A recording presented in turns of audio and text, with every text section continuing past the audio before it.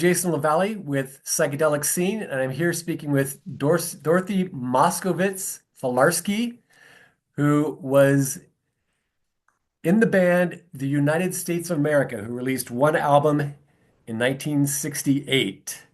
How are you doing today, Dorothy? I am fine. I may I correct you? It's not Moskovitz, it's Moskowitz, Oh, well, thank you for as correcting in me. witty and wits. Yes, I was in the band called the United States of America. Right. So let's talk about that. Well, let's go actually even before that band formed. You met Joe Bird in 1963. And Correct. you had a romantic relationship with him. Yes, we lived together from 63 to 66 in Los Angeles.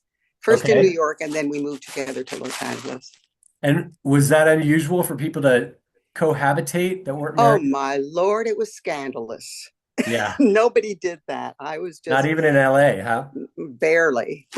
Even the bohemian friends we all knew, they had, um, kitchens full of gifts that they had gotten at their weddings. I was very envious of that because, leaving New York with barely anything just to. Joseph was looking to get a degree, a PhD in ethnomusicology. And I was looking for adventure. I really had no thoughts in mind other than to just get out of New York and see what LA was like. And everything changed after that. Yeah. So the two of you, I think the first project that you worked on was a Christmas album. It may have come after. I was working at RCA Victor in the Red Seal department when I met Joseph at a concert for a not very well known lutenist. And when you worked at RCA Victor, no matter how low your job was, they would like to do something called papering the house. Have you ever heard that term? No, I Paper the haven't. house. Paper the house is what you do when your artist is not very well known and you want the room to be filled. So you get people to come and you pay for their tickets. I had a free ticket to Carnegie Hall to see Julian Bream. I had worked for his producer, who was Peter Delheim, and Peter gave me a ticket. I went to Carnegie Hall. I saw a woman with whom I'd gone to college, and sitting next to her was Joseph Bird. We were introduced, and then he started sending me trinkets and notes, and a relationship soon followed. And what was wonderful, really, was that I had in those days, they didn't call them production assistants. They called us secretaries. I had a secretarial job at Red Seal Victor, which was the classical department. And Joseph got me a job as a genuine production assistant at Capitol Records. And it was just wonderful. So what I was doing there was assisting in both research and in some of the contractual things to develop an American series on American history. And so that came first. Joseph was the lead producer on that, and I became the assistant. It was a very wonderful thing. And then we were asked if we wanted to do a Christmas record for Time Life, and that was the last thing we did at Capitol. Now you're Jewish, are you not? Why not? Right. Well, I'm just wondering what your interest in doing a Christmas album would be. Uh, it's a culturally acceptable thing at that time for everyone to learn Christmas carols. When I was teaching school, it became less of a customary thing, but I learned to sing Christmas carols as a child. I was in a cappella groups where we sang Christmas carols, and it didn't bother anyone except my mother, who was very religious. Ah, okay. Well, let's talk about the recorded history of the United States that you and Joe Bird worked on. Um, what I have read is that the United States was that the that you guys named the band the United States of America as a sort of protest. Absolutely. Yeah. Absolutely. But the work we were doing at Capitol was very bona fide and very historical. Frederick March was the narrator, and we had all kinds of wonderful studio musicians from New York. We accessed everybody and anybody. Joseph had all the arrangemental uh, support that he could get. The US of A itself, as a band, was indeed a protest. It was like hanging the flag upside down. You're right, absolutely right. But you had worked on this History of the USA project together. Didn't you develop a some kind of fondness for the country? Well, we were very patriotic, Uh-huh. of course. That's what this was all about. I mean, we did not want to be. Oh, hold on a second. We had the time wrong. I'm still recording. Thank you so much. Thank you. Okay. Um, no, this has to be seen in the context of people who were deeply passionate, deeply patriotic, and very disappointed about how civil rights was going and how we were pursuing a war in Vietnam. I see. So Okay. you would, I guess you could call us leftists, but many leftists are deeply passionate about this country and still Sure. are. So you guys named the band and the album the United States of America. Do you I was not there. Wait a minute, was I there when it was named? I didn't form that band. Joseph and I had broken up. I was in New York and he asked me if I'd come back and be in a band, and it was already started. I think we may not have had the name. I don't remember, but I certainly was not the founder of that band. He started the band with a fellow named Michael Aniello, who later changed his name to Michael Tierra and became a rather well-known herbal healer. And he got his degree in Chinese medicine. So Michael Aniello needs to be credited as the co-founder of the US of A. okay? So did you restart your relationship with Joe Not Bird? at all. Not at No. all. Okay. No, You were it would just a band member. might not have been the best recipe for a successful band to be in a band with your former, but I had a new boyfriend. He had a new girlfriend. The music was the most important thing, so we let that slide. Do you think the band's name limited its commercial viability? I don't really know. I think the commercial viability had to do with what was appearing on the charts at the same time, which was Creedence Clearwater. And we were very academic in our approach and in our background. So I'm not sure the name had anything. And Presidents of the United States of America, a band that came out about 5 years later, had no problem with commercial viability. I don't think the name had as much to do with our isolation from the public as our academic background. We were just too snooty, too academic. The things we wrote about, 3 syllable, 4 syllable words, references to Francois Villon, references to Hermann Hesse, pronouncing it wrong. Cost of one admission in is your mind. These were literary takes, and I don't think at that time the audience was ready for it. I think they're certainly ready for it since the '90s, and I think the fame of the US of A has grown since the internet and since the new fans who are now in their 60s have supported us. But at the time, I don't know if the name of the band prevented our being successful or the actual posture that we took, which was not really rock and roll. It was kind of stiff. Yeah. Um, was the album intended to be psychedelic? Ah,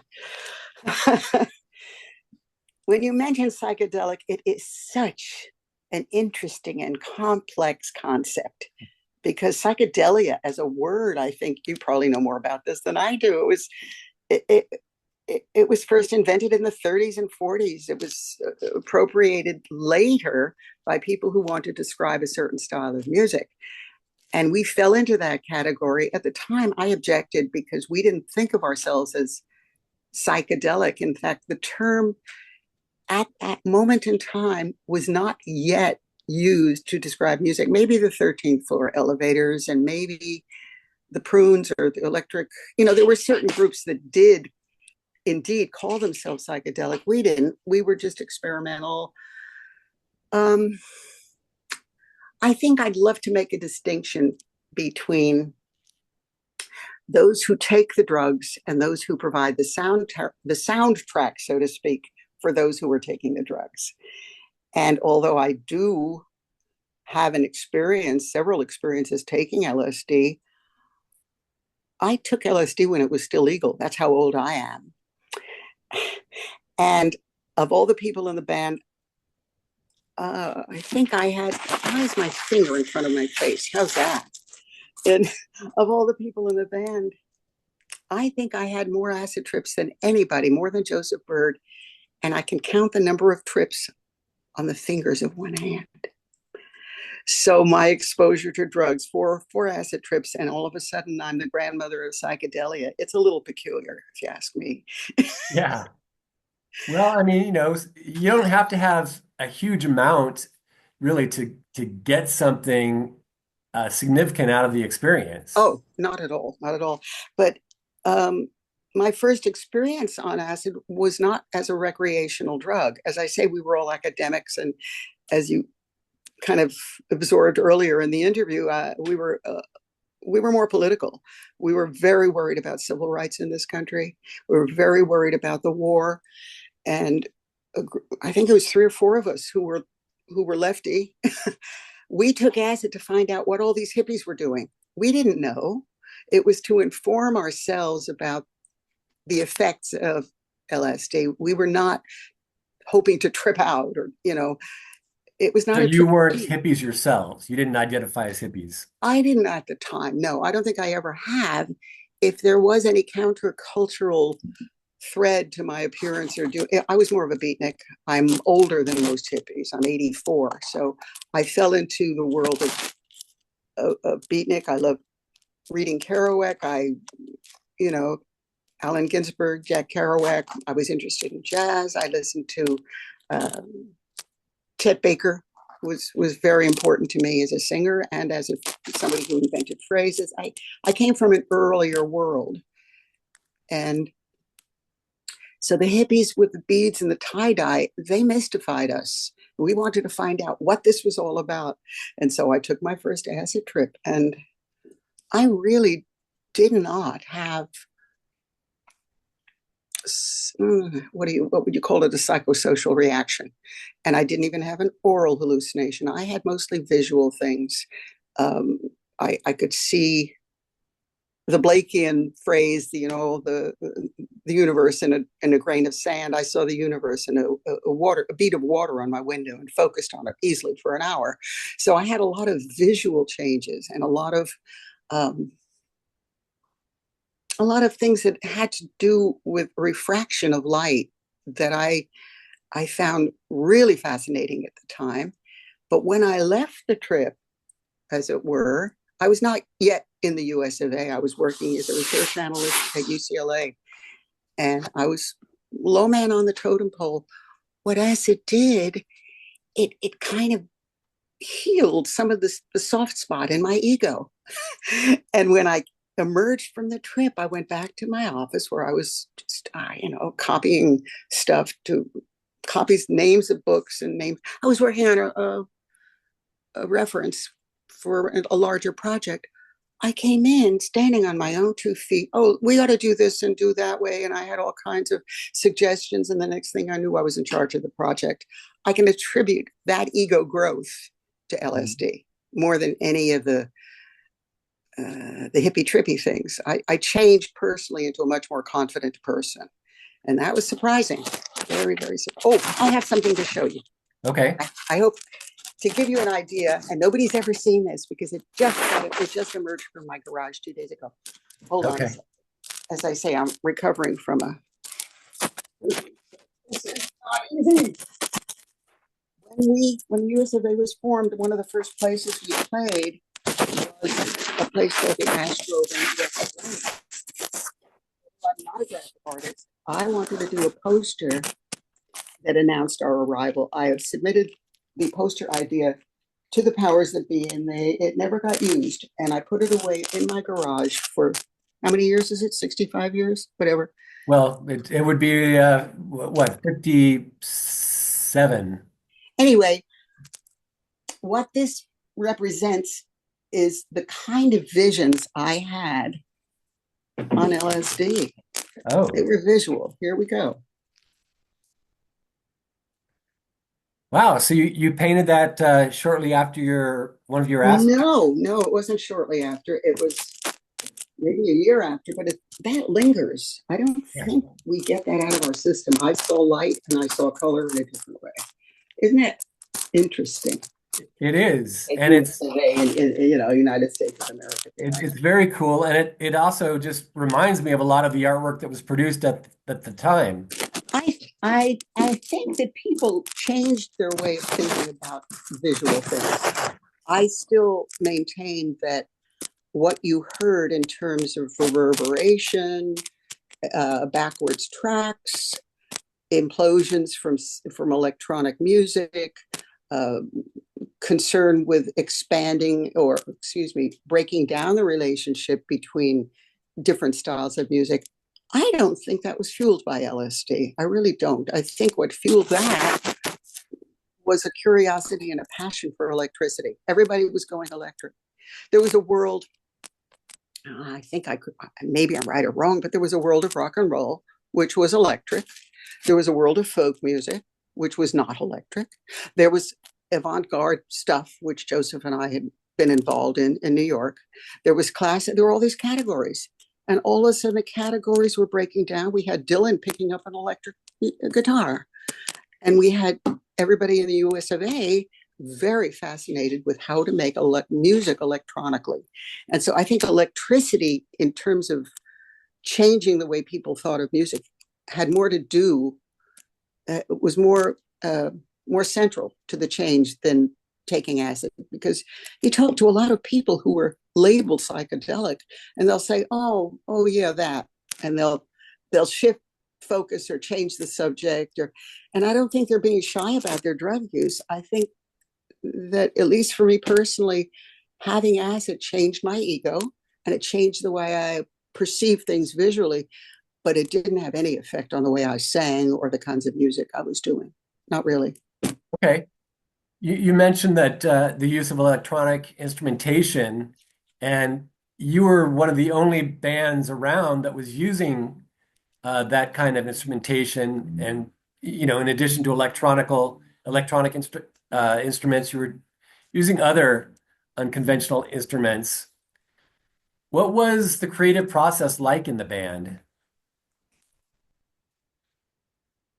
It changed over time. When I first came to LA, Joseph and I were, I would say, deeply in trust with each other. We were no longer in love, but we were joined at the hip. He was so flexible, and he gave me an opportunity to write lyrics for almost, except for Cloud Song and American Metaphysical Circus, I wrote a large part of the lyrics, and he had no ego issues with that. He thought that was a good idea, and that was the way we reacted to one another for the first 4 or 5 months when I returned to LA. And then he became a little bit more edgy with people. He was not getting along with people in the band, and that sort of broke down. The creative process, I have to say, for all of the negative things I may reveal in other interviews, he was the genius. He was the main focus behind it. Joseph Bird had the idea that I want to interrupt myself. You're an Arizona fellow, aren't you? Yes. So Joseph's idea about joining his knowledge of avant-garde and sound music with rock and roll was due to our friendship with Linda Ronstadt. Really? Yeah, we're a very Tucson-oriented band. Joseph was from Tucson and introduced us to Linda. Linda lived around the corner from us in West LA. Joseph was putting on an avant-garde show, and he thought, well, let's spice this up a little bit. And he asked Linda to come on to bring a band on and sing one of her wonderful blues numbers. And he thought, boy, we filled the room with that. Let's go in this direction. So I wasn't there. I think I was there when Linda sang, and then I went to New York. But when I came back, Joseph explained that it was because of Linda's appearance in an avant-garde concert that promoted the idea in his own mind of going into rock and roll. Wow. I have a friend and mentor here in Tucson, where I live now, um, who went to high school with Linda Ronstadt and maintained a friendship with her for years afterwards. So that's kind of a cool connection. I had been very close with Linda when she lived around the corner, and then we lost touch. And many, many years later, I I didn't want to be traveling with children. I pretty much left the industry to be a mom, and I started my parenting very, very late in life. So I wasn't going to give up a minute. And my older daughter was 5 years old, and I got a call from this woman who said, "Oh, Dorothy, um, we have these plays and we start in the third grade, but your daughter has the loudest voice in the school. Can we use her for a walk on?" And I said, "Not only that, but I'm a former keyboard player. Do you need a coach?" "Oh, well, blah, blah, blah." We talked and talked, and it turned out she was Linda Ronstadt's cousin. And I was Linda's close friend at one point. And that joined us at the hip. That joined us together. We had a business doing children's theater for 15 years, and Linda was on the board. And the Ronstadt brothers came and did fundraisers for us. So there's a deep Tucson connect with the Right. Yeah, no, and with my own career as there a are a lot of Ronstats in Tucson, and I've interacted with a couple of them multiple times. oh, they're so talented, and her cousin's children attended the arts program that Lisa Ronstadt and I had together. So there was always this Tucson interchange. All right. Well, um, what do you remember about the recording sessions for the album? Does anything stand out? I think there were two recording sessions that I recall. There was the first one, which was a demo, Uh, and we had different personnel. We had Stu Brotman was on bass. He later joined. He was from Collide. No, wait a minute. Had been with Canned Heat. He joined the US of A, and then he went on to be with Kaleidoscope. And then after that, he did klezmer music. That was our bass player. Our keyboard player was the co-founder Michael Agnello. And Joseph had not developed a lot of the synthesizer sounds. We had it was almost like a placeholder. So if you buy the Sundays re-release that came out in 2004, you will hear that first recording session, which I think has a more intimate sound. I think I'm much, how do I describe it? I think I'm mixed higher. So I don't sound like the Ice Queen that people think I am. The second album, I was mixed back, and I do sound a little bit like this. Um, One thing that I found curious, I think we were recording simultaneously on the demo that we did at Columbia Studio. But for the album itself, we laid down tracks separately. The bass and the drums came in, and they did a rhythm track, and then later uh, Gordon would come in and do his violin part, and then I would come in, and it was kind of in a booth, so to speak. The other part of the album were these wonderful sound cues, and everybody thinks that Joseph did needle drop. He did not. He wrote every damn note of those orchestral things, and we had a large advance, so he could hire the best of LA. that's great. Yeah. Did you ever imagine that the album would one day become a cult classic? Never, never, ever, ever. It faded away so fast and so terribly. I didn't even have a copy. Somebody gave me a copy 5 years later. She was a fan of another band that I was in. I was, in a way, a little bit embarrassed by the US of A. It was just too weird for public consumption. And then somewhere along, and let's see, I'm not sure the sequence, but the internet was the first time I ever knew that we had fans, really. And I never heard myself on the radio until very recently. There was a book that came out called Unknown Legends of Rock and Roll by Richie Underberger. And we were featured in it. He gave us pages and pages and pages. And I think, I could be wrong, that inspired Bob Irwin of Sundazed Records to do a re-release. And since 2004, we're well known. We have an internet presence. And you're talking to me here. Would you have ever noticed me had it not been for the internet and Sunday's release? Well, I probably would have picked up the CD at some point. Yeah, Yeah, I think so. Um, so yes, I think I would have personally, but a lot of people may not have. no, no. It's just amazing. And I think I mentioned I wanted to talk about what I'm doing now. I don't think any of what I'm doing now would have occurred had I not been in the US of A, because the people I collaborate with are all over the world. I have, oh, maybe a dozen people. Some of them are local or in the United States, but they all contacted me because, oh, you were with the US of A. I have some music you might be interested in working on with me. So the US of A, in a way, was my business card all these years. And when I went back on, and when the internet emerged, all of a sudden people were contacting me. And some of them I worked with, and some of them I said no to. But the ones I'm working with are really dazzling. Yeah. Um, so you mentioned that you played with other bands later, and I know that you were asked to join Country Joe McDonald's band in Woo-hoo! 1972. Yeah, that was very happy times. The US of A was not happy times. As I say, Joseph and I got along for the first few months, and then things got raggedy and tempers frayed, and a lot of negative. There was no negativity that I could recall with Country Joe, except, he would sleep in, or I had to babysit his child, which I loved doing. I mean, there were little domestic things. Did I developed friendships with people in that band who were formerly with Big Brother and the Holding Company. That was Peter Albin and David Getz. And Peter Albin, to this day, is a very close family friend. He and his wife and my husband and I, we see each other, we break bread together. It's been wonderful. And my other close friends have to do with Country Joe's his promotion and his business. My close friend Janice Belmont was his accountant for many years, and she's been my close friend for years. And Bill Belmont, you may be familiar with the name. He was Joe's manager, and foreign he bilingual, so he did a lot of contract work over in Europe for Joe. No, the times with Joe were, to me, very big time. We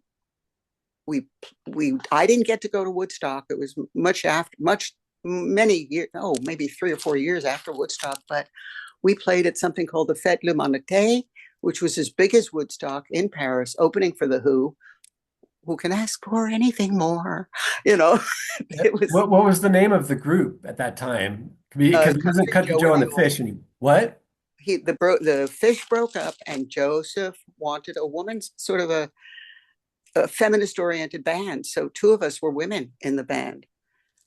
There was, oh no, three of us. There was a saxophone player, Tucky Bailey, a drummer, Anna Rizzo, and myself. And we were vocal, the three women. And then there were other people that came and went. But so the band went through some changes. But the initial lineup was Tucky, Anna, me, the three females, and then the two guys from Big Brother and the Holding Company, and then a conga player, Sebastian Nichols, and occasionally he'd bring in a horn section, but that was the band as it rolled along for about the first year. And then the beginning of the second year, the drummer got sick.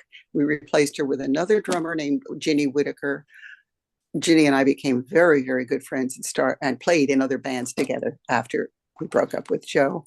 One of the other wonderful things was that we got to record in Strawberry Studios in a place called Hérouville, next to Pontoise, which was 40 miles out of Paris.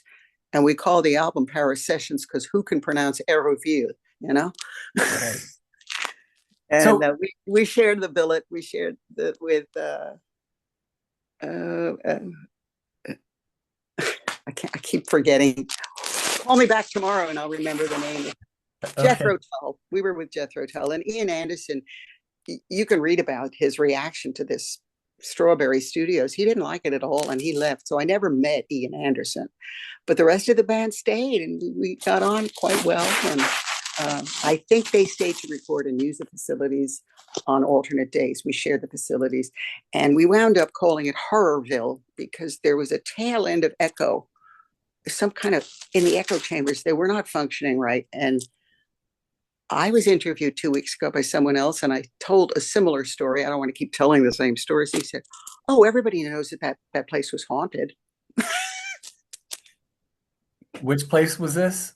Strawberry Studios in Oh, okay. Italy, and that was the place where Elton John recorded Honky Chateau. It was a chateau. So Oh, that I see. was the Honky Chateau. And the thrill of my life is being able to play the big, I don't know, is a Baldwin or Steinway. Anyway, it's a big grand piano that Elton John had played, and I recorded on it. Wow. Oh, wow, indeed. Yeah. So, Good did you have a relationship with Joe Bird When? when you were in his band? You mean Joe McDonald? I'm sorry. Yes, Joe McDonald. No, no, no, no, no, no. No, No, no, okay. no, no, no, no, no. All Not right. at all. Not at all. We were very good friends. We continue to be friends, not as close as I am with his manager and his accountant, but we see each other. Christmas cards are exchanged, that sort of thing. Have you ever talked with Joe Bird about revisiting the United States of America? Oh boy, that's a chapter and a half. You want to write a book? Well, you would be the one to write it. Um, at first, he was very angry at all of us because of the way the band broke up, and he would have nothing to do with anybody. And that was 2004. 2005, I had a reunion at my house, and I wanted him to come, and he said, "No, no, no, no, no. I'm not part of this." And in recent years, I have talked him into believing at least part of my story as to why we broke up. And we have been on cordial terms on and off. And I'd say in the past 4 or 5 years. So we're old enough to see the end of our lives, and we don't want to end it on such a sour note, you know? Well, that's good. And he's several years older than you are, I think. Not by much. What is he? He's 3 years older, I think. Yeah. Well, that's significant when you're in your 80s, I Oh, think. yeah. So you ask about another, there is in process a reunion band, and about releasing things in the recording industry now. It'll wind up being a band camp uh, streaming release of sorts. But I'm working on songs with Ed Bogus. I'm working on songs with Craig Woodson, who is the drummer. Rand Forbes, unfortunately, has passed away. Michael Aniello was willing to be part of it. So there will be something coming out from the remaining members of the US of A within the year. I'm almost sure, because a lot of the music is already done. Wow. There's something scratching the microphone, I think. Okay. Uh, so I wanted to ask you also about projects that you've worked on more recently. Where do we begin? Which one do you want to know about? Whichever one you want to tell me about. I'll start with the one that kicked it in, and it was with a fellow named um, Tim Lucas. And Tim Lucas is a video critic of, I would say, many of them are horror films. He's won Rondo Awards for being a writer. He's written several novels. He's the world's expert on the filmmaker Mario Bava. And he was writing a novella called Secret Life of Love Songs. And he and I had been friends on Facebook. He was one of the US of A people that I wrote with. And one day he said to me, or it's a longer story. Anyway, we started right. He asked if I would write music to accompany this novella, and it would be released. And we had a wonderful time. I learned how to record a little more digitally than I had. I had no skills in that area. And about a year after that was released, a fellow from Italy named Francesco Paolo Palladino wrote to Tim and said, "I want to work with you both." And Tim, of course, was too busy. He has contracts to write books constantly. He barely has time to breathe. And he said, "Well, maybe Dorothy would." Well, Dorothy picked up on it. I was in the middle of working on a project with a Swedish composer named Peter Olaf Fransson. And Peter had some unfortunate family problems, and he took leave. We were in the middle of a project, and I had 4 months ahead of me with no project. So I said to this Palladino fellow, "Send me a tape, not a tape, they don't use tapes, send me something." And what he sent me was so much like the avant-garde that I knew before the USA was formed. It was very strange, very wild, and a lot of disconnected things. And he had a poet that he worked with named Luca Kino Ferrari. And the three of us joined forces and put out an album called Under an Endless Sky. It got enormously positive press. It was one of the top albums of 23, 20, 2023. It made it into The Wire. It made it into Shindig, all of these things. And then we wound up I wound up going to Bologna and performing some of the stuff. So I was on stage in a festival in Italy from that. I returned back and I continued working with Peter Fransson from Sweden. And we put out on Buried Treasure Records with Alan Gubby as our producer, a CD largely written by Peter. I wrote melody and words, and it sold out immediately. So we're looking to do a vinyl version this year. It will be coming out. Um, I worked up the courage to do a solo album, and it didn't have a physical presence. It's only a streaming thing, so people have not heard about it. I'm free to take it to another record company. I don't know what to do. It's a lot of fun. Well, what genre is it? Good Lord. Experimental? Well, I don't really write solo work. I'm always collaborating with somebody or something. This solo album is in collaboration with the James Webb Telescope. Hmm. The telescope went up the fall of 2021, and I was just astounded at the possibilities of looking back in time, getting closer to the Big Bang. I was fascinated by the way it took off all with its wings all folded up, and then it expanded, and then its arrival in I've forgotten what the name of the layer is, and then I felt free to write some science fiction pieces that went on.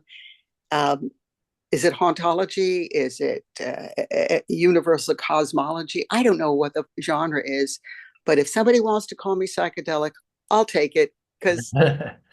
that's the way we market things. And even though my personal experience with acid was a generation or two ago, there is still in my heart a desire to explore, which I think may have come from that early experience. I like to explore the cosmos.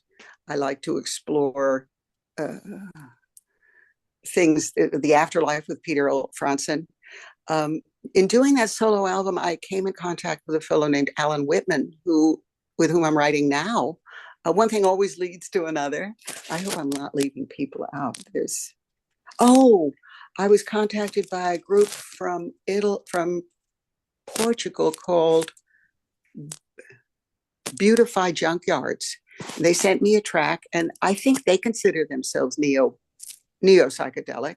So I Uh-huh. am in a category of people who are still enchanted with an otherworldly sound, and I still find myself attracted to it. So that came out in the fall of 24, and it was called Nova. It's Buried Treasure Records, and I just had one cut on it, but it was wonderful. They're a wonderful group.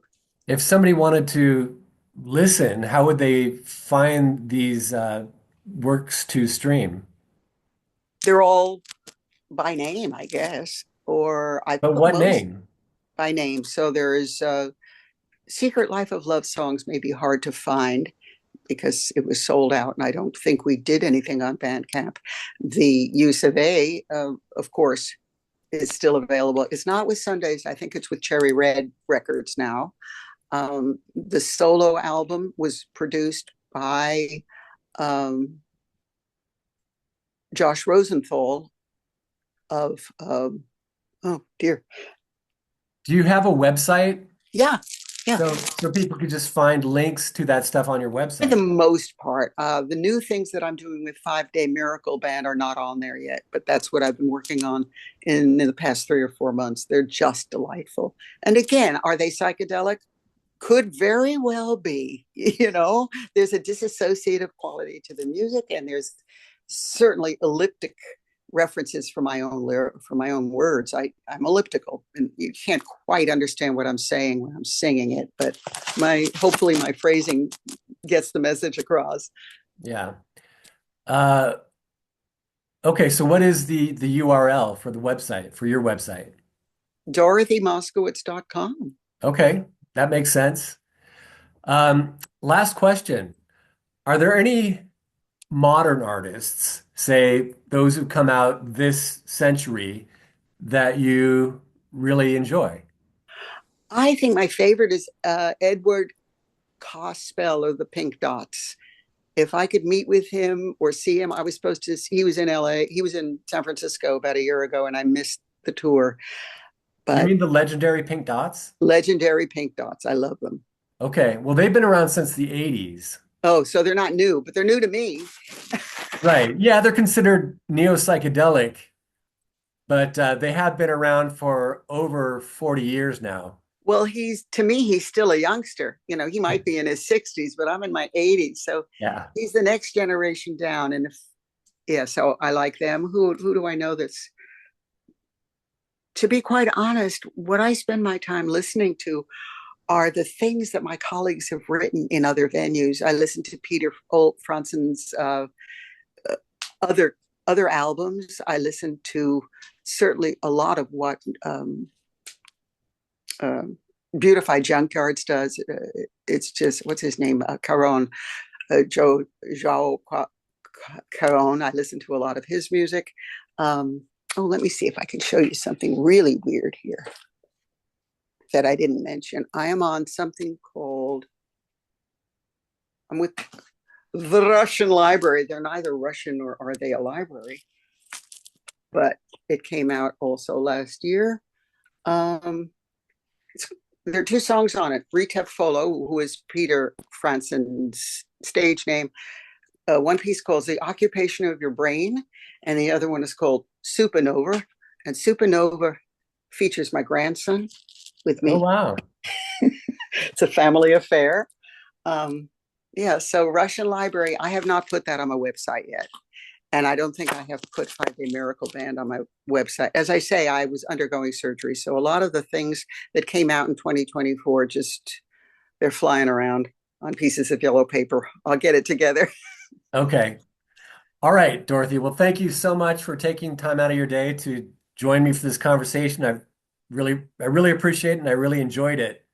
Okay. Are you in where are you in where are you in Arizona? I am, yes. I'm in Tucson. I spent a lot of time in Phoenix, though. Ah, okay. No, I didn't spend much time in Phoenix. I did spend a lot of time in Tucson though. Anyway, thank you for giving me your platform, and I'm probably the most obscure person you've ever interviewed. So, Well, I'd have to think about that. Maybe so. okay, bye-bye. All right. Thanks so much. Bye Yeah. bye.